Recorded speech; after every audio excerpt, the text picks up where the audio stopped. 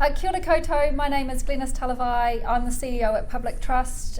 We're a estate planning and administration organisation that's been around in New Zealand for 150 years. And today we're going to talk about women in governance.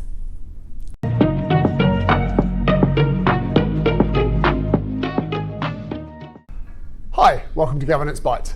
My name is Banicevich, and as you just heard, today I have the pleasure of spending time with Glenys Talivai to talk about women in governance. Glenys, thank you very much for your time. Thank you.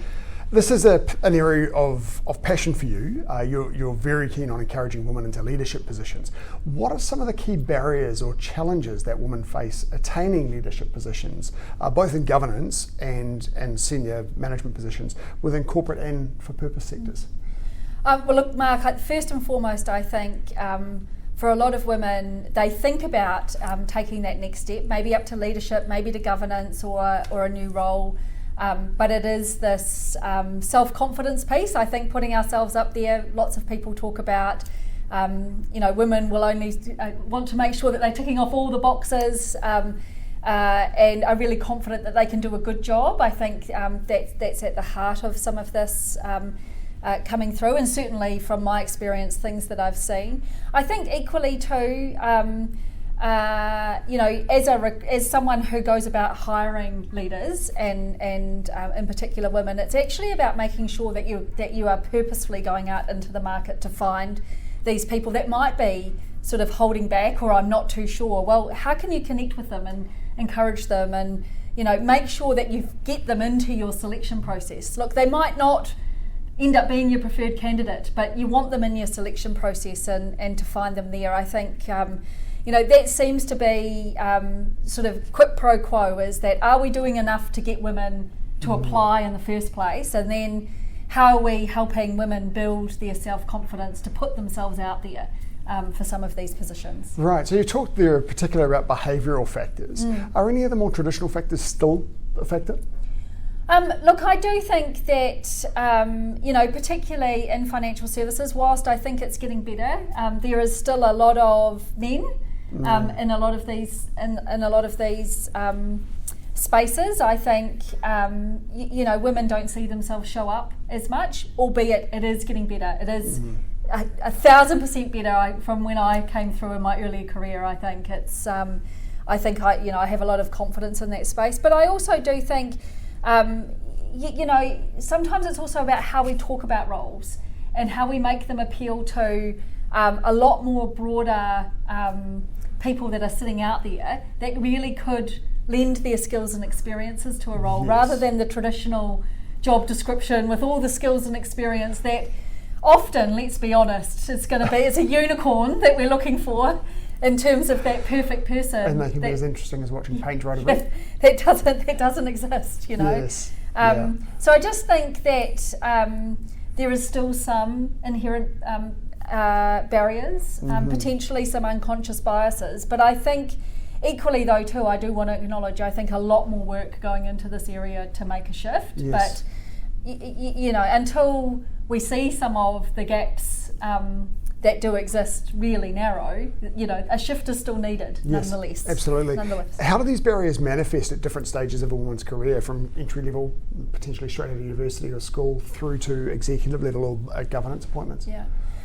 Look, I think for women coming through, these days actually I see a lot of young women that are trying lots of different things and really broadening their skills and experience. There's a lot more networking groups and the like that you can get involved in, more than what I've ever seen before.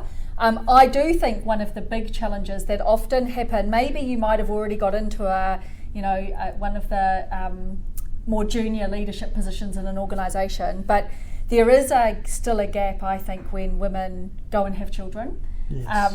Because it's really hard to keep up networking and doing all the things that you would usually do when you have a baby. It's really difficult. And then, of course, things move on when you're out of the workforce. Right. We talk about how much workforces are changing at the moment and how do you stay connected into that. And so and this is where I think the confidence manifests. Yeah, I think you probably also got an element as well that if you're the primary caregiver, even when you do return to the workforce, you've got to get home at a reasonable hour to be there for the child when they're finishing daycare or those sorts of things. And we have a lot of the networking events happen in the evenings too, right? So that makes things very difficult. Yeah, I mean, look, one of the things I will say is that in a post-COVID world, you know, where people have got hybrid working environments, that's made it an awful lot easier. Yes. The one thing I will say, by the way, as a mother who returned to work, is the moment that you do that, your child's sick all of the time, so you feel like you're away just as much as what you've intended to come back, because that's part of the whole transition and kids getting exposed to all kinds of bugs and things like that. But I do think, and this is where, you know, it's been really purposeful around, you know, how do you really think about different groups in the workplace, and the fact that, you know, whether it's for women or for others, how do you engage and create opportunities for that inclusion to really happen, recognising that actually maybe that networking event doesn't have to happen after hours and the like. How do you make that at lunch or something more attainable? I think there's also an element of responsibility that has to happen in the home as well, that, you know, fathers in particular have to step up and be a little bit more equal in the child raising and the family relationship. So if there is an industry event that you need to go to, well, maybe dad's got to be home and look after the kids. My wife, when our children were young, was very careful to point out to me that it's not babysitting, it's parenting. Yes. You know, and quite often dads will say, I've got to babysit tonight. No, you don't. You're a father, you're a parent. Yeah, I completely agree. And look, to be fair, in my own personal situation, I've been very blessed with my husband, who's been actively involved in terms of, you know, he was a stay-at-home dad and actively involved in that space. But it takes, you know, it's about life, I say, is that, you know, but how you can give everybody, I suppose, those opportunities. And really, it starts by really talking to your workforce about what's going to work and how can we get people into these spaces. Absolutely, and as you say, now the post-COVID environment of working from home a little bit more gives us a great deal more flexibility, and hopefully over the next decade we'll see a much faster shift in this happening. Let's turn it on its head now, and rather than talking bottom up, let's talk top down. How can greater gender diversity in governance enhance board effectiveness and the decision-making processes?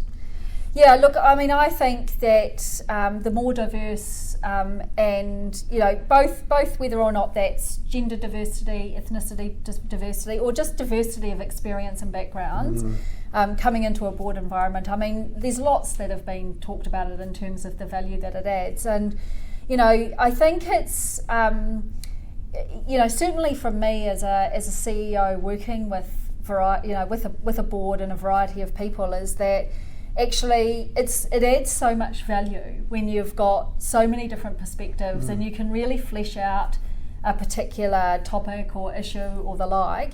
If everyone's thinking and feeling the same way or has the same skills and experience, you just don't have that, you might as well have one board member. 100%, 100%. And so, you know, if you think about all the possible scenarios that businesses are facing these days, is I think it's invaluable. I think what's even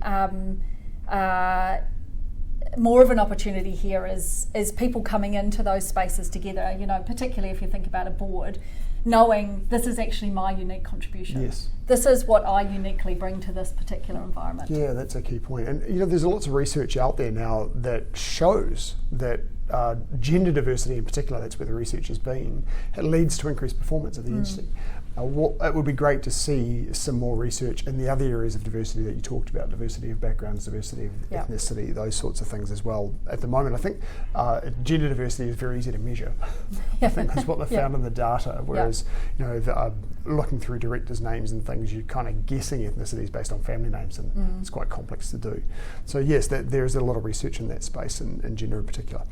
How can boards create a culture of inclusivity that enables women to contribute fully and thrive in those governance roles? Yeah, so I think it's I think a culture of inclusivity in boards is really important. First and foremost, you know, you come together as a group, usually orientated around an organisation, and so you're getting into the mahi pretty quickly, if that makes sense. I think actually inclusion is often elevated if the board has taken time to really get to know each other. What are the strengths, what are the unique perspectives? I do think the chair plays a huge role here in making sure that they are really bringing out all the different viewpoints of everybody and making sure that they're cultivating a conversation that if someone's not contributing in the same way, is actually asking them, what's your perspective around that? What are your thoughts? And even if that's the same or it's already been talked about, I think that's really important. Equally, again, it's a little bit what I was saying before, Mark, is that even with different gender diversity, it's understanding actually this is my unique perspective that I bring to the conversation. And I think in particular for women, really reinforcing that that's a really important perspective that they bring. I talked a bit earlier about confidence and the like, is that actually, really being encouraging and saying, we want to hear from you. This is an important perspective that you bring through your lens, I think is would really help women in that particular scenario. Yes, absolutely. There's probably a key crossover there in some of the ethnicities as well that tend to be more reserved and subservient in some ways, or at least a bit more reserved in what they say. So drawing those opinions out is very important. Otherwise, there's no value having that person in the boardroom. I agree. Right. How can both men and women advocate for gender diversity in governance? What roles can directors play in championing the cause? So look, I think directors absolutely in their organisation can champion by asking, what does the diversity look like? What does the gender pay gap look like? Asking questions and expecting management to be doing things about this. Yes. How are you recruiting for this role? How are you making sure that you're getting a diverse base of applicants? I think asking questions and probing. And how do they know? How do they know that the right things are happening? Yes. I think that's the key thing for a board. I think equally, it starts at the top. It starts with them. So making sure that they are questioning their board makeup. What do we look like? And look, that's not necessarily about what percentage is women and men. It's also about how do we communicate actually the diversity of experience and conversation that's happening around that particular board table, and being really purposeful about it, I think is a really good way that they can lead from the top and encourage that that diversity. Right, you also suggested their reporting. I know that the company that I work for reports its gender diversity. Yes. And I expect you do as well. We do. Wonder how common that is these days to actually have the salary band and male-female split and those sorts of things as reporting to the board. Yeah, look, I think it's a helpful start, right? And I think it's how, again, the tone from the top. How does the board bring diversity, inclusion, and equity into the conversation? The questions that they ask. How is the management of their particular organisation thinking about it? What are you doing about it? What role do they play in showing up for it and the like? Yeah, right, thank you. One final question, a very general question for you then. What advice would you give to an aspiring director? I think for an aspiring director, I would say that actually, if you're leaning into this governance space, I think that what I've seen of directors is, the whole piece, particularly if you're relatively new, is ask lots of questions. Now, sometimes for an aspiring director or someone coming in, it seems counterintuitive. It's kind of like, but I'll learn first, and then because my questions might not be as polished or as quite as good as others. Whereas I'd say actually, the fresh perspective or the unique perspective and a unique set of questions is absolutely what would add value around that piece. I also think be really purposeful about what kind of industry or space you want to govern in. Because if it's something that you're passionate about or you're really interested in, I think that will also help. Yes. If that makes sense. Yes. It's okay not to know as well, right? It's a lot of people will sit quietly because they think, maybe I should know that and I shouldn't ask the question. But it's okay not to know something and ask the experts in the room, can you explain this to me? Yes. And get that understanding. And as you say, quite often those naive questions are the ones that challenge the thinking around the room. To think, why do we do it that way? Yeah.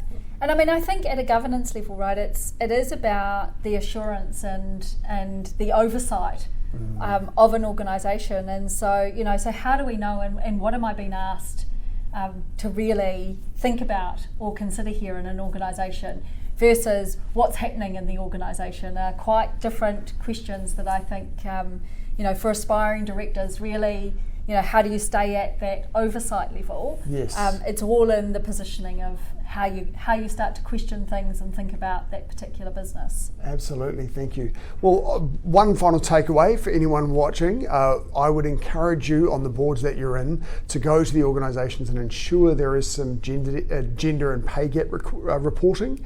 Make sure that you've got an understanding of what the diversity is within the organisation and is that done well. And if it's reported to the board, then people start to take notice of those things and consider them. So Glenys, thank you very much again for your time. I really appreciate the conversation. Thanks, Mark. And I look forward to seeing you next episode. Thank you for watching this episode of Governance Bites. We have more episodes on YouTube and your favourite podcast channel, where I interview directors and experts on various topics relating to boards of directors and governance.